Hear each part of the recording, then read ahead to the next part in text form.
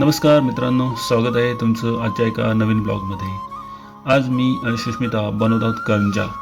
मला करंजा बनवायचा जास्त काही एक्सपिरियन्स नव्हता, पण यूट्यूबवर बघून बनवायला सुरुवात केली. सुष्मिता मला पुऱ्या लाटून देत होती आणि मी करंजीमध्ये सारण भरत होतो. सुरुवातीच्या 2 करंज्या नीट नाही झाल्या, कारण मला यातला काही जास्त अनुभव नव्हता. सुष्मिता जसं जसं सांगायची तसं तसं मी बनवायचो. 2-3 करंज्या बनवल्यानंतर एकदम परफेक्ट करंज्या बनत होत्या. पण सुष्मिताचा पुऱ्या लाटण्याचा स्पीड बघून मला झोप यायला लागली. मग काय, तिला सांगितलं तू सारण भर आणि मी पुऱ्या लाटून देतो.